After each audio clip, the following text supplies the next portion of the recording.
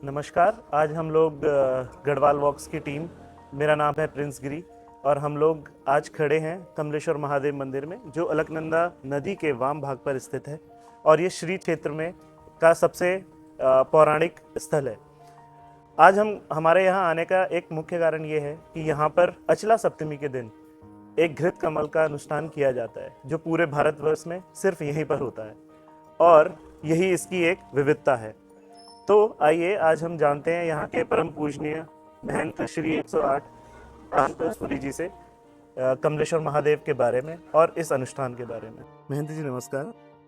तो आप हमें सबसे पहले ये बताइए कि इस मंदिर की, कमलेश्वर महादेव मंदिर की पौराणिकता क्या है? देखिए, इसका जो हमारे पुराणों में वर्णन मिलता है, पुष्पदंत द्वारा रचित शिव महामनी स्तोत्र के 19वें अध्याय में हरिस्ते सहस्त्र कमल बनि बाधाया पद्यो यर्द कोने तस्मिन् निज मुधरे नेत्र कमलम गतो भक्तोद्रे कहा प्रणति मुसो चक्रभा पुषा त्रणा हर रक्ष हर त्रिपुर जागृति जगतामह। इसका अर्थ है कि जब भगवान संसार पे कष्ट आया और देवताओं की हार होने लग गई, तो भगवान की विष्णु जी की शरण में समस्त देवता लोग गए और उन्होंने अपने लिए अभयदान का वो मांगा उनसे। तो भगवान विष्णु ने बोला कि ये असुरों की शक्तियाँ भगवान शिव से मिली हैं, तो मैं शिव का ही पूजन करता हूँ और मेरे आराध्य भी शिव हैं। तो यहाँ पर सहस्त्र कमल के पुष्प लेकर यहाँ भगवान कमलेश्वर महादेव में भगवान शिव एक एक नाम ले रहे हैं शिव का, और एक एक कमल का पुष्प चढ़ा रहे हैं उनको। भगवान जब 999 पुष्प चढ़ा देते हैं, एक फूल कम रहता है, तो भगवान शिव अपनी माया से छुपा देते हैं परीक्षा लेने के लिए।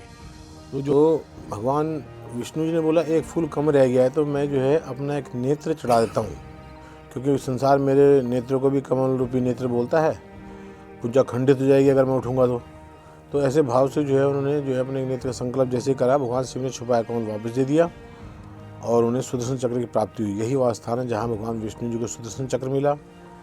इसके अलावा एक निसंतान दंपति थे, वो भी इस पूजा को देख रहे थे, भगवान विष्णु की और शिव की पूजा को। तो उन्होंने भी एक दीपक हाथ में लिया और पूरी रात्रि वो भी खड़े रहे।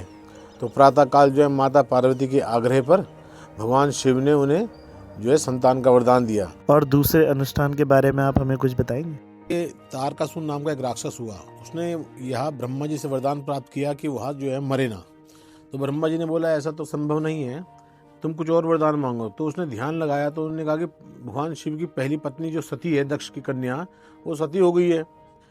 अब भगवान शिव दूसरा विवाह करेंगे नहीं, और वो वैसे भी वो ध्यान अवस्था में लीन है। तो मैं ऐसा वरदान मांगता हूँ कि जो असंभव है, होना नहीं है। तो उन्होंने कहा, ध्यान लगाया, तो उन्होंने कहा कि मैं शिव के पुत्र से मरूं। ऐसा उन्होंने ब्रह्मा जी से वरदान मांग लिया। तो ब्रह्मा जी ने तथास्तु कह के कर दिया। अब इधर उसने पूरे ब्रह्मांड में अत्याचार कर दिया, देवताओं को परेशान करना से प्रारंभ कर दिया अपनी शक्ति के बाहुबल से, क्योंकि शिव का पुत्र तो हुआ ही नहीं, था ही नहीं कोई तो उस समय तक।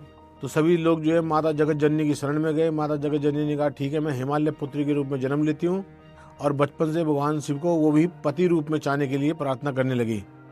पर 52 व्यंजन 36 जिस प्रकार से एक विरक्त साधु को, सन्यासी को ग्रस्त में लाने के लिए प्रयत्न किया जाता है, वही प्रयत्न भगवान शिव को मनाने के लिए यहाँ पे देवताओं द्वारा किया गया था।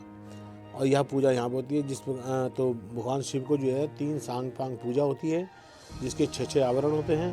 उनको उद्घटन जिस प्रकार से बर नारायण को जो दूल्हे को अलग कराया जाता है, वैसी वही प्रक्रिया उनके साथ भी की जाती है भगवान शिव के साथ। और 52 व्यंजन 36 प्रकार का भोग लगाया जाता है। उनकी कामासक्त भावना जागृत करने के लिए पूरे लिंग पे घी का लेप किया जाता है, ढका जाता है। और जो महंत जी होते हैं वह एक दिगंबर अवस्था में, दिशाएं जिसका अंबर है, उस अवस्था में भगवान शिव का चारों तरफ से परिक्रमा करते हैं लेट लेट के कि हे प्रभु, जो हम समस्त समाज के कल्याण के मनों के अंदर काम क्रोध मद लोभ रूपी तारकासुर है, उसका नाश कीजिए और हमारी पूजा को स्वीकार कीजिए। इस प्रकार के भाव से यह पूजा की जाती है, जिसमें समस्त यहाँ के क्षेत्रीय लोग इसमें अपना सहयोग करते हैं। और इस पूजा को बहुत सुंदर तरीके से किया जाता है। भारत के एकमात्र यही उत्तराखंड में स्थान है जहाँ पर इस प्रकार की पूजा की जाती है। जैसा कि आपने बताया कि ये प्रथा पिछले कई वर्षों से चली आ रही है, तो स्थानीय लोगों की भागीदारी कैसे सुनिश्चित की जाती है?